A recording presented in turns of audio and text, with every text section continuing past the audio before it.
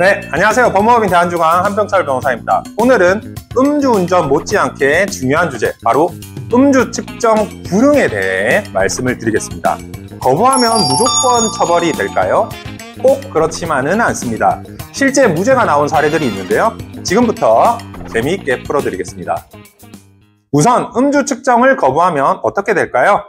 도로교통법상 1년 이상 5년 이하의 징역이나 500만 원 이상 2,000만 원 이하의 벌금형에 처해질 수 있습니다. 그래서 경찰의 호흡 측정 요구에 불응하면 대부분은 곧바로 처벌이 됩니다.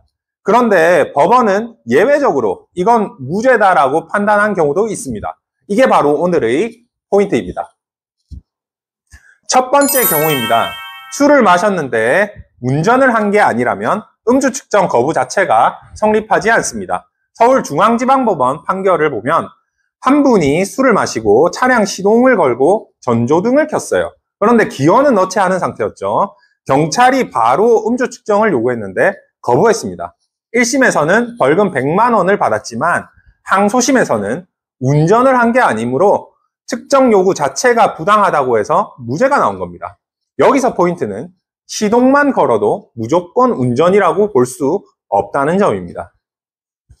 두 번째 경우는 술에 취했다고 볼 상당한 이유가 없을 때입니다. 피고인은 음주 감지기에는 반응이 있었지만 경찰 보고서에 보니까 혈색도 정상, 말도 또렷, 걸음걸이도 정상으로 기록돼 있었습니다. 술은 2잔 정도 마셨다고 주장했는데 이를 바탕으로 법원은 측정 요구 당시 술 취한 상태라고 볼 근거가 없다며 무죄를 선고한 케이스가 있습니다. 즉, 감지기에 반응이 나왔다고 해서 바로 술 취했다고 단정할 수는 없다는 얘기죠.